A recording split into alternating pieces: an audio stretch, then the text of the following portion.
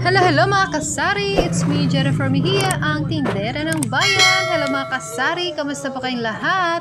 For today's video, ito po ang ating daily routine dito sa ating sari-sari store. Ayan, no? Sa ngayon po, meron na naman tayong deliveries ng Red Horse. Kaya naman, ito na naman tayo, kamada ng mga case. Ayan, ganito po talaga ang buhay tindera. Kapag may mga deliveries, agad nating i-check at agad-agad din naman nating aayusin at ikamada ang mga case para naman hindi nakakalat dito sa labas ng ating sari-sari store. At kailangan din po nating i-check agad, no? Bilangin ang quantity kung tama ba yung quantity na naibaba ng ating mga ahente at syempre yung quality kung may basag ba o walang laman. Ayan, kailangan po natin yung i-check para naman hindi tayo malugi. So yung mga kasari, ito pong box na to, box ng 2x2 is hindi ko po kinakalas lahat. Kapag naubusan na po ito ng laman, hindi ko po binabaklas agad-agad. Kasi pwede ko po ito paglagyan ng mga Red Horse kapag marami po silang bibilhin yung ating customer at walang dalang eco bag or para ma-save na rin yung plastic natin, diba? So dito ko po nilalagay. Let's say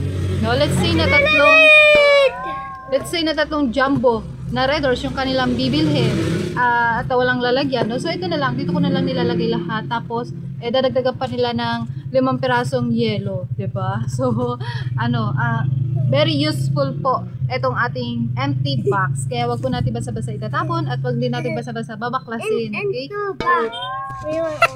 Empty box. So ayan, medyo busy po tayo for today kasi marami-rami pong deliveries ngayon. Hindi ko inaasahan kasi minsan iba-ibang araw po kasi sila pumupunta. Ngayon at Tuesday, so ang inaasahan ko lang po na pupunta kahente ko is yung 2x2. Yun yung inaantay ko, anong oras na hindi pa sila dumarating. Tapos itong mga to, yung mga unexpected, yun yung dumarating na mga deliveries na nagbababa ng mga truck, no?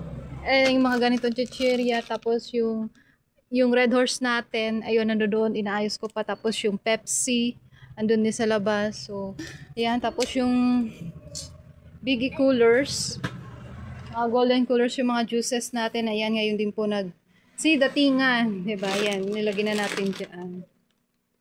Busy tayo ngayon. Talagang sobrang busy. Ang daming ginagawa.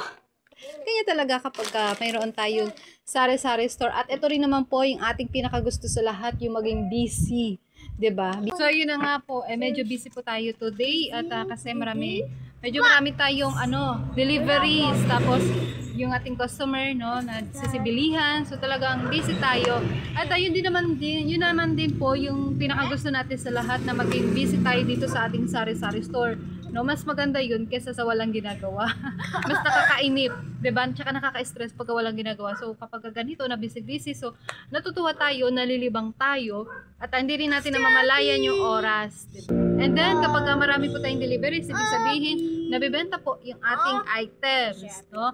At kapag nabebenta naman yung ating items, syempre marami rin tayong customer na bumibili sa atin. Pag marami tayong customer at nabebenta yung ating mga items, ibig sabihin tayo po ay kumikita. Okay, so ganyan naman tuwa-tuwa tayo. Kaya mas okay na po yung talagang busy, no? Yung wala tayong yung tipong ihina lang ang pahinga. So yan. Kaya nagpapasalamat tayo dyan sa sumusuporta at tumatangkilik ng ating sari-sari store. So ayan, no? Hanggang dito na lamang po at maraming pa tayong gagawin. Hanggang dito na lamang po. Thank you for watching. See you in my next video. Bye-bye. Happy selling.